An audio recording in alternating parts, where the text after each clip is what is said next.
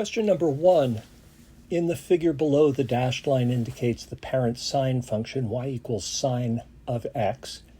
The solid line indicates a transformed sine function. And the two boxes said name the transformations and write the equation of the transformed function.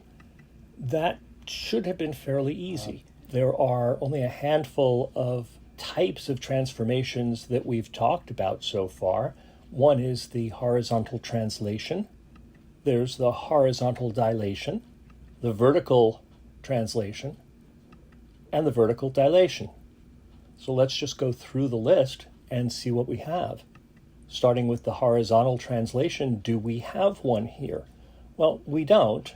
If there had been some sort of horizontal translation, it would be visible here. The parent graph is starting at the midline at 0, 0, and going up and coming down. And the transformed graph is also starting at x is equal to 0 and going up and going down. Now, the fact that they're not in exactly the same place will come up in a moment. Let's take a look at whether or not there's a horizontal dilation.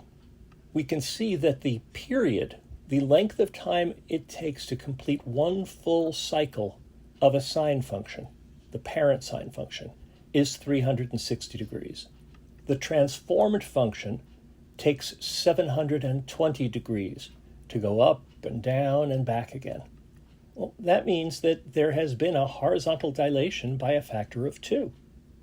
So we'll leave that up and come back to it. Let's take a look at the vertical translation. Yeah, there's definitely a vertical translation here. It's down 2. We've moved the entire graph down 2 spaces.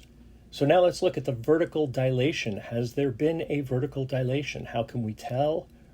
Well, we look at the distance from the top to the bottom of the graph. The distance from the top to the bottom of a sine curve, the range is from -1 to +1.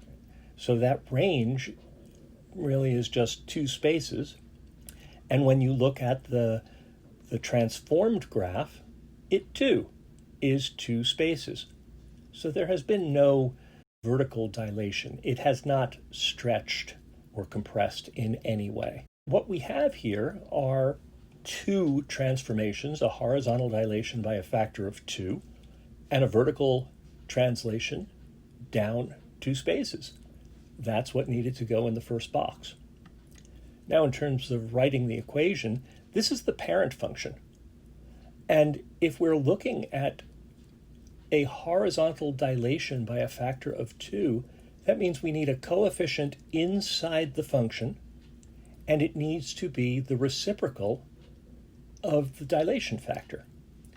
In this case, it would be y is equal to sine of 1/2 times x. And then for the vertical translation, that goes outside the function.